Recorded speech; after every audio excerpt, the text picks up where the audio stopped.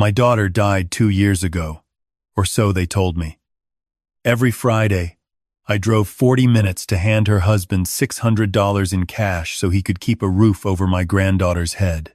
Then one evening, the woman at the pharmacy counter pulled me aside and whispered, "Mr. Warren, I think you need to check your daughter's death certificate. Something doesn't add up." That's when the ground opened beneath my feet and swallowed everything I thought I knew. I'm grateful you're here. Before this story unfolds, let me ask you something. Where are you watching from right now? Drop a comment and let me know your city or country. One important note before we continue. Some elements of this story have been fictionalized for narrative clarity and impact. Any resemblance to real individuals or events is coincidental, but the lesson you'll hear is completely genuine. Now, let's begin. The drive from my place in Knoxville to my son-in-law Derek's house in Maryville took exactly 42 minutes if traffic cooperated. I knew every pothole, every curve, every speed trap along Route 129. At 63 years old, with a bad hip and hands stiff from 37 years of carpentry, that drive felt longer every week. But Fridays meant one thing: payment day. $600. I kept the bills in a white envelope tucked inside the glove compartment. 6 crisp hundreds, pulled from whatever I'd earned that week building cabinets, fixing porches, sanding floors for people around Knoxville who still trusted a man with calloused hands over some contractor with a flashy website. $600 might not sound like much, but when your Social Security check barely covers your own rent and medication, and every extra dollar comes from crawling under houses and climbing ladders your doctor told you to stay off of, 600 might as well be 6,000. But I made a promise, and Harold Warren keeps his promises. Tennessee in late September still carried summer's heat, the kind that clung to your skin even after sundown. I pulled into Derek's driveway at 5:15, the gravel crunching under my tires the way it always did. The house was a modest 2-story on a quiet cul-de-sac. Blue shutters, a swing set in the backyard that my granddaughter Sophie had mostly outgrown but still used sometimes when she thought nobody was watching. She was 9 now, sharp as a tack, had her mother's green eyes and her grandmother's stubborn streak. I grabbed the envelope and walked to the front door. My hip protested with each step. The porch light was off, which was unusual. Derek usually left it on for me. I knocked 3 times. My knock. Derek knew the sound. 15 seconds passed.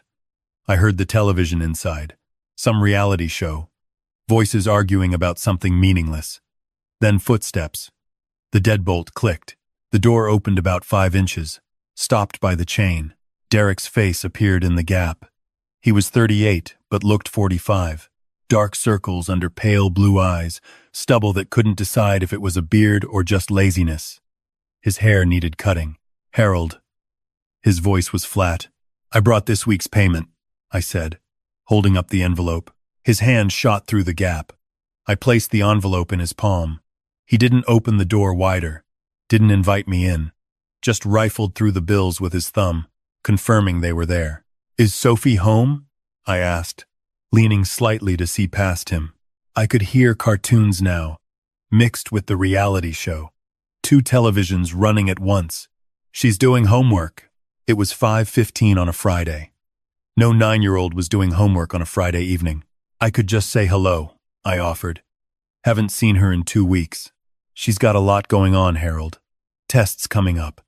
His eyes darted past me toward the street, then back. "Look, I appreciate you keeping up with these. I really do. But tonight's not great." Something in his voice made me pause. Not the usual coldness. Derek had been distant since my daughter Rachel passed. Grief does that to people. But this was different. This was nervous. "Is everything okay?" I asked. "Everything's fine." He started closing the door. "I'll tell Sophie you stopped by." "Derek, wait.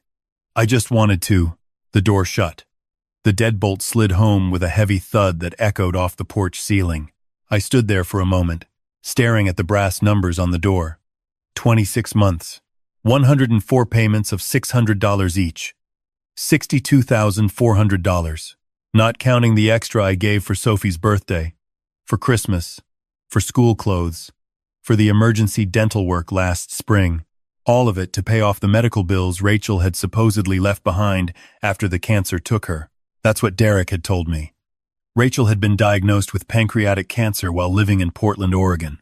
She'd gone out there for a job 2 years earlier, taking Sophie with her.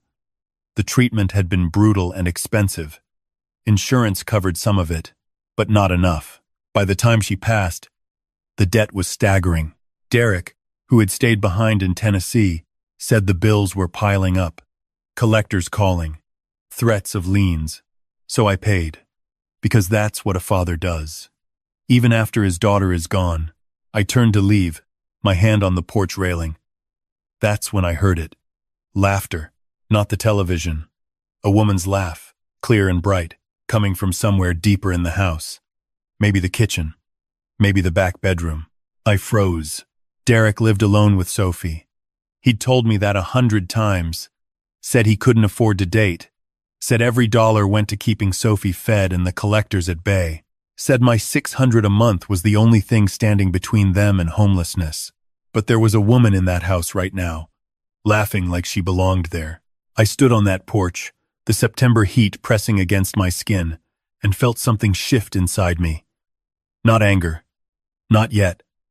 Just a cold, creeping question that wrapped around my chest like a vice. The drive home felt longer than usual. Maybe it was my hip. Maybe it was the weight of 2 years pressing down on me. By the time I pulled into my apartment complex, the sun had dipped behind the Smoky Mountains, painting the sky in shades of copper and ash. Inside, the apartment was quiet. It had been that way since Connie left. Not left as in walked out. Left as in the Lord took her. Pancreatic cancer, same as what supposedly killed Rachel.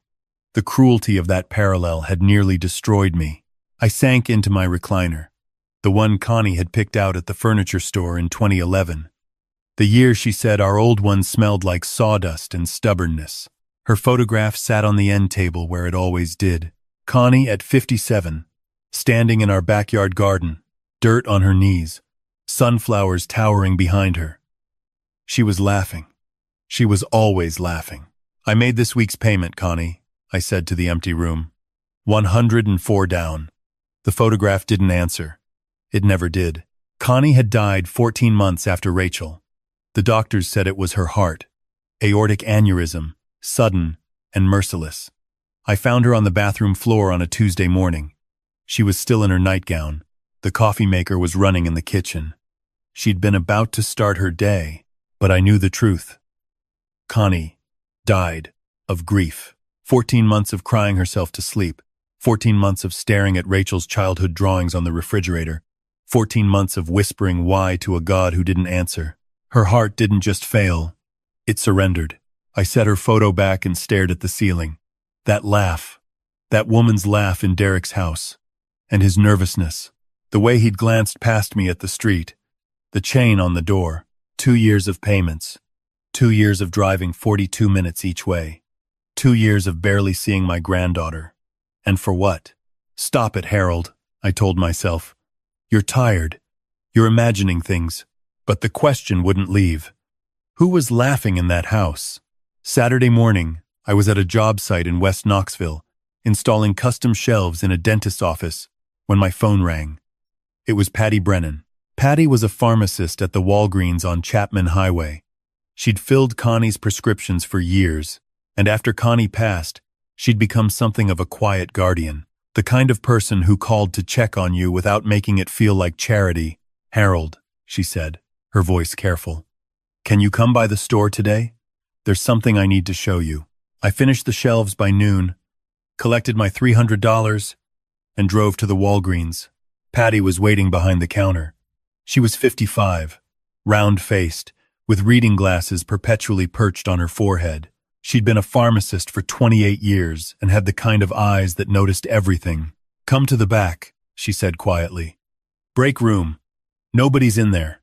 We sat at a small table littered with coffee cups and pharmaceutical magazines.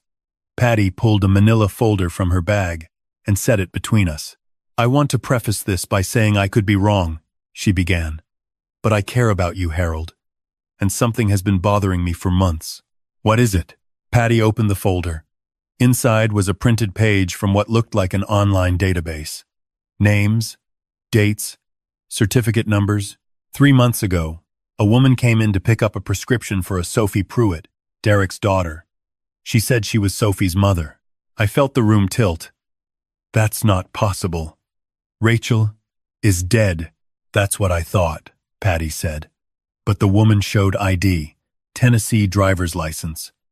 The name read Rachel Pruitt. The photo matched a woman in her mid-30s, brunette, green eyes. My heart was hammering. Could have been someone else. A different Rachel Pruitt. That's what I told myself, Patty said. But then I got curious. I'm a pharmacist, Harold. Details matter in my line of work. So I looked up Rachel's death certificate through public records. She slid the printed page toward me. I looked down and saw a document header from the state of Oregon. A death certificate. Rachel Marie Pruitt. Date of death, July 14th, 2024. Cause, pancreatic adenocarcinoma. Place of death, Providence Portland Medical Center. This is what Derek showed me, I said.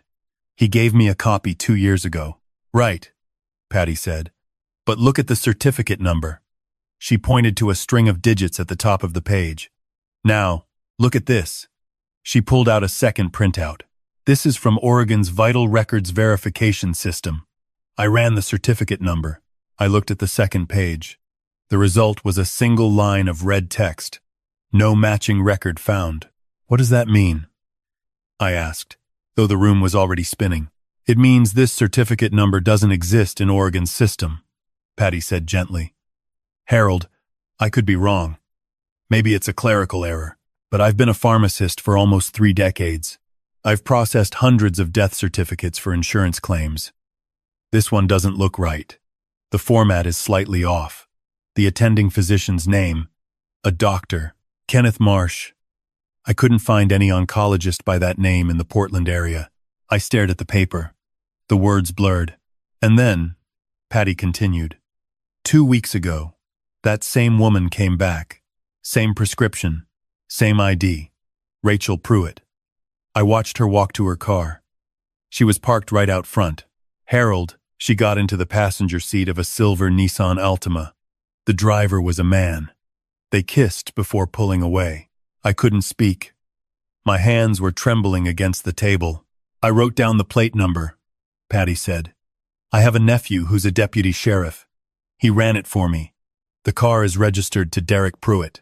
I sat there in the break room of a Walgreens on Chapman Highway, surrounded by coffee cups and pharmaceutical magazines, and felt everything I'd believed for 2 years begin to collapse. My daughter was alive, or someone was using her name. Either way, someone had been lying to me, and I'd been paying $600 a week for the privilege. Patty reached across the table and gripped my hand. I'm sorry, Harold.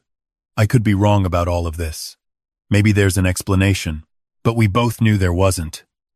Not a good one. Promise me you'll look into it, Patty said. For Connie's memory. She deserved better than this. I looked at this woman who'd counted pills and checked dosages for nearly 3 decades, who'd buried her own husband to a heart attack 5 years ago, who had no reason to lie. I'll look into it, I said. I promise. I drove home in a daze and called the one person I trusted completely. My older brother, Frank. He was 68, a retired insurance fraud investigator for State Farm, and the most methodical human being I'd ever known. The man kept receipts from 1,987. I explained everything. The payments, the laugh, Patty's findings, the fake death certificate. Frank didn't interrupt once. When I finished, he was quiet for a long moment. Then he said, I'll be at your place tomorrow morning. Don't do anything until I get there. And Harold, don't call Derek. Frank arrived Sunday at 8 a.m. with a laptop, a box of files, and 2 thermoses of coffee. He set up at my kitchen table like it was a war room. First things first, Frank said, opening his laptop. Let's verify that death certificate. Within an hour, he'd confirmed what Patty had found. The certificate number was fabricated. There was no Dr. Kenneth Marsh registered with any medical board in Oregon. Providence Portland Medical Center had no record of a patient named Rachel Marie Pruitt admitted for cancer treatment in 2023 or 2024. It's forged, Frank said flatly. Whoever made this did a decent job visually, but they didn't know how Oregon's numbering system works. The prefix is wrong for the county. My hands were shaking. So Rachel might be alive. Based on what Patty described, I'd say she's definitely alive, Frank said. The question is where she's been for 2 years, and why everyone told you she was dead. I thought about Derek's face in that 5-inch gap of doorway. The nervousness, the chain, the laugh. She's been there, I said slowly. In that house. The whole time. Frank looked at me over his reading glasses. That's my theory too. But we need proof. He pulled up a real estate database. Let's start with the house. Derek's place in Maryville. He bought it in 2019, right? Yeah. Him and Rachel moved there after the wedding. Frank typed for a few minutes. Interesting. The mortgage payments are current. Never missed one. But his listed income is $32,000 a year from his job at the auto parts warehouse. After taxes, that's about $2,400 a month. Mortgage is $1,100. Utilities maybe $250. That leaves $1,000 for everything else. Food, gas, Sophie's school, and I've been giving him $600 a week, I said. $2,400 a month. Frank nodded. Which means Derek's household has been running on about $4,800 a month. Comfortable. Not rich, but comfortable. He paused. Except there's more coming in. What do you mean? Frank turned the laptop to face me. I found a Venmo account linked to Derek's phone number. He's been receiving regular transfers from an account called RP Creative. $1,200 a month. Like clockwork. RP, I repeated. Rachel Pruitt. Frank nodded. If Rachel's alive and working under her own initials, she's been contributing income this whole time, which means your $600 a week isn't keeping them afloat. It's extra. It's pure profit. I felt my stomach drop. $62,000. Profit. Frank spent the next 3 hours building a timeline. He pulled phone records, social media traces, everything an old insurance investigator knew how to find. By noon, the picture was clear and devastating. Rachel had never gone to Portland. There was no cancer, no treatment, no medical debt. The entire story had been fabricated. Rachel had simply moved back into the Maryville house, staying hidden whenever I visited. The death certificate was forged. The cremation paperwork Derek had shown me was fake. And for 2 years, the three of them, Derek, Rachel, and apparently a man named Vince Calloway, Rachel's supposed grief counselor who turned out to be her boyfriend before she married Derek, had been collecting my money while I grieved a daughter who was very much alive. I stared at Frank's laptop, at the neat rows of data that represented 2 years of lies. Connie, I whispered. Connie died thinking Rachel was gone. She cried every single night. She stopped going to church. She stopped eating. She told me God was punishing us, and she didn't know why. Frank's jaw tightened. I know. She held that urn, Frank. She held it and told Rachel she loved her. She begged God to take care of her baby. And there was nothing in that urn. Nothing real. Frank was quiet for a moment. Then he said, Harold, we're going to get the truth. All of it. And they're going to answer for every single lie. That afternoon, Frank and I drove to Maryville. Not to Derek's house. To a coffee shop 2 blocks away called The Daily Grind. Frank had found a pattern. Every Sunday at 2 p.m., Derek left the house alone. We needed to know where he went. We parked across the street and waited. At 2:07, Derek's truck pulled out of the cul-de-sac and headed east. Frank followed at a comfortable distance. Derek drove for 20 minutes to a storage unit facility on the outskirts of Alcoa. Unit 47. He backed his truck up to the unit, rolled up the metal door, and went inside. We parked 50 yards away, Frank with binoculars. What's he doing? I asked. Loading boxes, Frank said. Looks like moving boxes. Labeled. Clothes, kitchen, books. They're packing, I said. They're getting ready to leave. Frank lowered the binoculars. That would make sense. If you're running a fraud, you don't stick around forever. They've been bleeding you dry for 2 years. Maybe they've hit their number and it's time to disappear. My chest tightened. Sophie. If they ran, I'd lose Sophie. We watched Derek load 6 boxes into his truck. Then he locked the unit and drove back toward Maryville. Frank didn't follow this time. Instead, he got out of the car and walked to Unit 47. "What are you doing?" I hissed. Frank examined the lock, then pulled out his phone and took photos of the unit number, the facility name, and the security camera positions.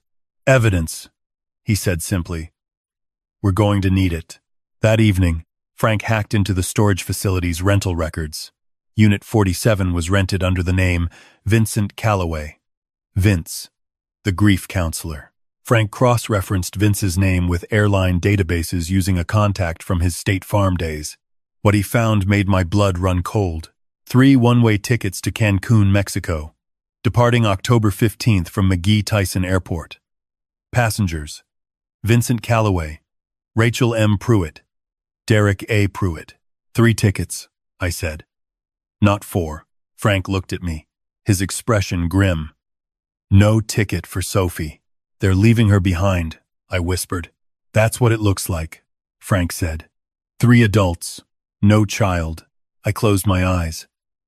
My granddaughter, 9 years old. They were going to abandon her. "When do they leave?" I asked. 12 days, Frank said. "October 15th. I opened my eyes. Then, "We have 12 days to stop them. Before I tell you what happened next, I need you to do something for me. Comment 'I'm still here' if you're listening. That's all. 3 words. Let me know you haven't left yet. Because what I'm about to tell you is the hardest part of this entire story. This is where the lies finally cracked wide open. And please note, this story contains some fictional elements added for storytelling and educational purposes. It may not be entirely factual. If that bothers you, feel free to stop now. But if you want to know what really happened, keep watching." Frank spent the next week building a case so tight even the slickest lawyer couldn't wiggle out of it. He contacted a friend at the Blount County Sheriff's Office, Detective Angela Reeves. She was sharp, thorough, and she didn't like fraud. We presented everything: the fake death certificate, the forged cremation documents, the financial trail, the storage unit, the plane tickets, the Venmo transfers, Derek's account activity, Rachel's driver's license, which she'd renewed 6 months ago at the Maryville DMV while supposedly being dead. Detective Reeves reviewed it all. Then she looked at me across her desk and said, "Mr. Warren, how long have you been paying?" 2 years, I said. $62,000. Maybe more if you count the extras. She nodded slowly. "We're going to get your money back, and we're going to make sure your granddaughter is safe." On October 14th, the day before the planned flight, Frank and I sat in Detective Reeves' unmarked car outside Derek's house. 2 patrol cars waited around the corner. My hands were trembling, not from fear, from something much deeper. At 6:32 a.m., a silver Nissan Altima pulled into the driveway. The driver's side door opened, and Vince Calloway stepped out. He was 41, stocky, with a buzz cut and a goatee. He wore khakis and a polo shirt like he was heading to a casual Friday meeting, not a flight out of the country. Then the passenger door opened. I stopped breathing. A woman stepped out. Brunette hair pulled into a ponytail. Green eyes, thin, taller than I remembered. But the way she moved, the way she tilted her head when she talked, the way she tucked her hair behind her left ear first. Always the left. "That's my daughter," I said, and my voice cracked like old wood. Rachel walked to the front door. She didn't knock. She pulled out a key and walked in like she'd done it 1,000 times. Because she had. Reeves picked up her radio. "All units, stand by. Subjects are inside the residence. We move in 10 minutes. Those 10 minutes lasted a lifetime. I sat in the back seat of that unmarked car, staring at the house where my granddaughter was sleeping, where my daughter, my living, breathing daughter, was packing suitcases to abandon her own child and disappear with stolen money. I thought about Connie, about the night I'd told her Rachel was gone. She'd been making pot roast. The wooden spoon had slipped from her hand and clattered on the kitchen floor. She didn't scream. She didn't cry. She just stood there, her mouth open, no sound coming out, like someone had reached inside her and pulled out something vital. After that, she was never the same. She stopped cooking, stopped gardening. She sat in her rocking chair and held Rachel's baby blanket, the yellow one with the ducks, and rocked back and forth for hours. Sometimes she talked to Rachel, told her about the weather, about Sophie, about how the tomatoes weren't growing right this year. The doctors said it was depression. I knew it was dying, just slower than most. And Rachel had been alive the whole time, 42 minutes away, living in a house I was paying for. "Go," Reeves said into her radio. The patrol cars rolled around the corner, lights off, and stopped in front of the house. 4 officers approached the front door. Reeves got out and walked toward them. Frank and I followed. Reeves knocked. Blount County Sheriff's Department. Opened the door. Silence. Then, scrambling inside. Footsteps. A muffled shout. The door flew open. Derek stood there in sweatpants and a t-shirt, his face white. "What's going on?" "What is this?" "Derek Pruitt. You're under arrest for fraud, identity theft, and conspiracy," Reeves said, pulling out handcuffs. Derek tried to slam the door. An officer caught it with his boot. They pushed inside. I heard Rachel scream from the kitchen. I walked through the front door of that house for the first time in 2 years without a chain stopping me. The living room was exactly as I remembered, except for the suitcases lined up by the back door. 3 large suitcases. Brand new. Expensive. In the kitchen, Rachel stood against the counter, her face ashen. Vince was beside her, his hands already raised. When Rachel saw me, she staggered backward. "Dad," that word, that single syllable from the daughter I'd buried, mourned, and wept over for 2 years. It hit me like a physical blow. "You're alive," I said. My voice was steady, but my eyes burned. "You've been alive this whole time, Dad. I can explain." She was crying. "Let me explain." "Explain what?" I said, stepping closer. "Explain why you let your mother die thinking you were gone? Explain why you watched me hand Derek $600 every Friday while you hid in the back bedroom." Rachel's face crumbled. "Mom, is Mom okay?" The room went silent. Even the officers stopped moving. "Your mother is dead, Rachel," I said, and every word felt like swallowing glass. "She died 14 months after you did. Except you didn't die. She did. For real. Heart gave out. The doctors called it an aneurysm. I call it grief. She spent 14 months crying over you, talking to your urn, begging God to watch over you. And you were right here." Rachel's knees buckled. She grabbed the counter to stay upright. No, that's not. Nobody told me." "Nobody told you?" I repeated, my voice rising. "You faked your own death, Rachel. You cut us off. You disappeared. How was anyone supposed to tell you anything?" Vince stepped forward. "Mr. Warren, maybe we should all calm down," and I turned on him. "You helped her do this. You forged the death certificate. You played the grief counselor. You sat in my living room and told me how sorry you were for my loss while my daughter was alive and well." Vince shut his mouth. Detective Reeves stepped in. "Rachel Pruitt, Vincent Calloway, you're both under arrest." She read them their rights while officers cuffed them. Rachel was sobbing. Derek was silent, staring at the floor. Vince kept saying he wanted a lawyer. Then I heard a small voice from the hallway. "Grandpa?" I turned. Sophie stood at the top of the stairs in her pajamas, her hair messy, her eyes wide and confused. "Hey, sweetheart," I said, my voice breaking. "Come here." She ran down the stairs and threw her arms around my waist. I held her tight, tighter than I ever had. She smelled like strawberry shampoo and sleep. "Why are the police here?" she whispered. "Is Daddy in trouble?" I knelt down so I was eye level with her. I brushed the hair from her face. "Everything's going to be okay, Sophie. I'm here. I'm not going anywhere." She looked past me at her mother in handcuffs. "Mommy?" Rachel couldn't meet her daughter's eyes. She just shook her head, tears streaming down her face, as the officer led her out the front door. I picked Sophie up and carried her to the living room. She buried her face in my shoulder.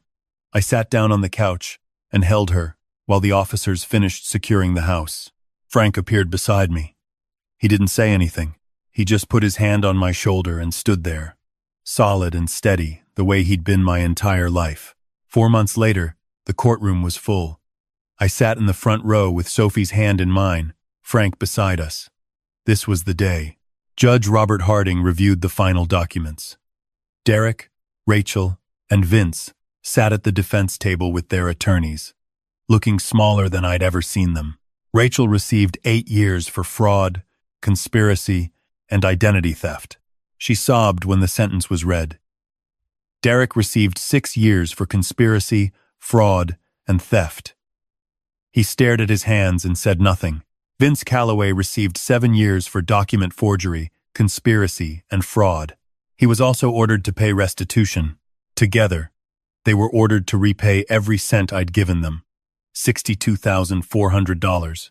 Their seized assets, including the house, the storage unit contents, and the funds from Vince's accounts, covered most of it. I was granted full custody of Sophie. In the hallway afterward, Rachel asked to speak to me. The bailiff allowed it, standing close. "Dad," she said through tears, "I'm sorry. I'm so sorry. I didn't know about Mom. I swear I didn't know." I looked at my daughter, the girl who'd built birdhouses with me in the garage, the teenager who'd argued with me about curfews, the woman I'd mourned for 2 years. "I believe you didn't know about your mother," I said quietly. "But you chose to let us suffer. You chose money over your family. You chose to let a 9-year-old girl believe her mother was dead. I'll forgive you, Rachel, because holding on to anger won't bring Connie back and won't help Sophie. But forgiveness doesn't erase consequences. You're going to serve your time. And when you get out, you're going to have to earn your way back into Sophie's life. That's not my decision to make. That's hers." Rachel nodded, wiping her face. "Will you bring her to visit me?" I thought about it for a long moment. "Maybe. After some time. After you've shown her. You've changed." The bailiff led her away. She looked back once. I didn't wave, but I didn't look away either. Outside, Sophie waited on a bench with Frank. I sat beside her. She leaned against me. "Grandpa, is Mommy going to be okay?" "Your mom made some very bad choices," I said gently. "She's going to have time to think about them and hopefully become a better person. Do you still love her?" "Always," I said. "But loving someone doesn't mean accepting what they do when it hurts people. You can love someone and still say what they did was wrong. Do you understand?" Sophie nodded slowly. "I think so." "Good," I said, squeezing her hand. "Now let's go home." The court-ordered restitution came through 3 months later. I sat at my kitchen table and stared at the check. $62,400. I pulled out a notepad and started writing. House repairs and Sophie's bedroom renovation. $15,000. She deserved a room that felt like hers, with bookshelves and a desk and paint colors she picked herself. Education trust fund. $30,000. Locked until she turned 18. College, trade school, whatever she wanted. Her choice. Emergency savings. $10,000. Because life doesn't care about your plans. Workshop equipment. $7,400. I was reopening my carpentry shop in the garage. Properly this time, with good tools and proper ventilation. I looked at the list and felt something shift in my chest. Connie would have approved. She'd always been the practical one.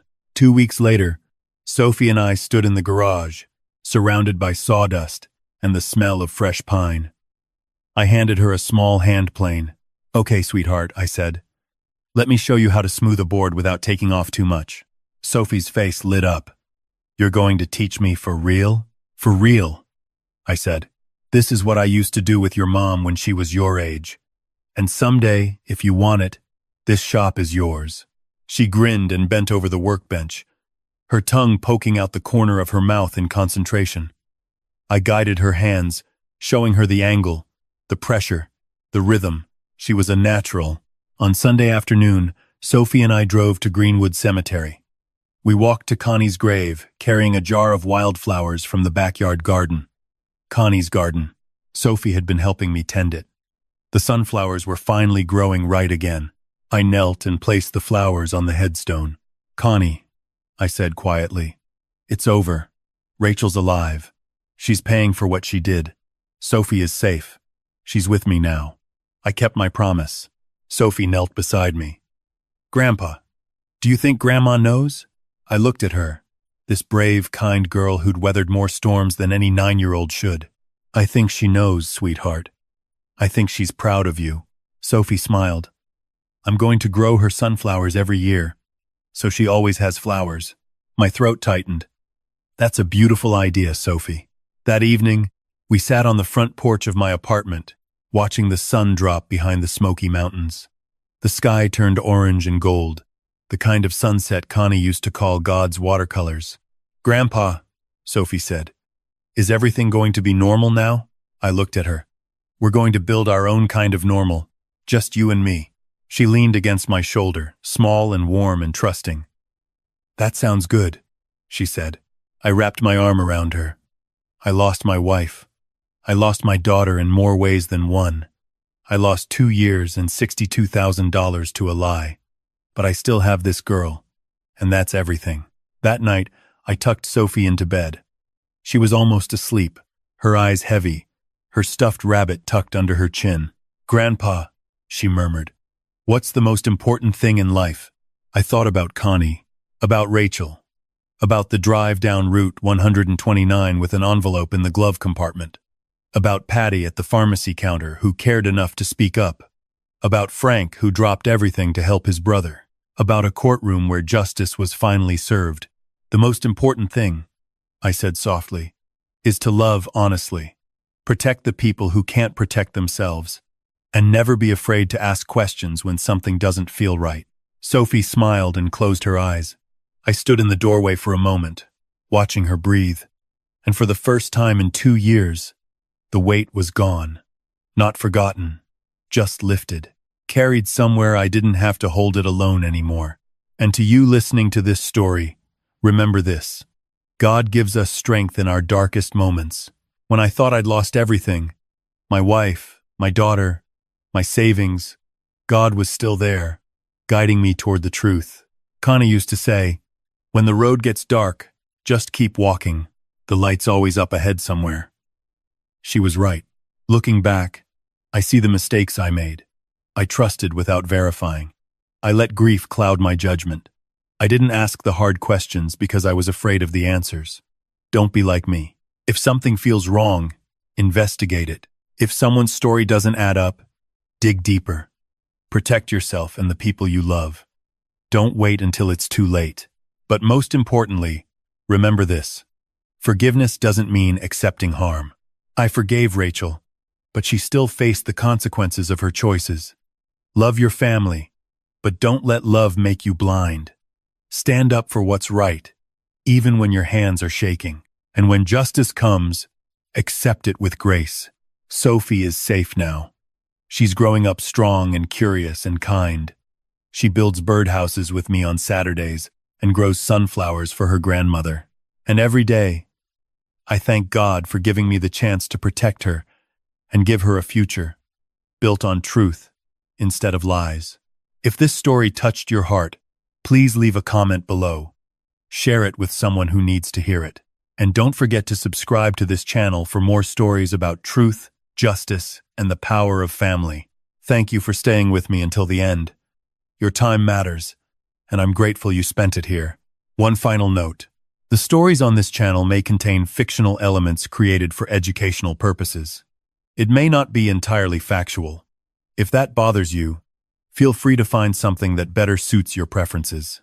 But if you're here for real lessons about life, faith, and resilience, welcome. You're in the right place.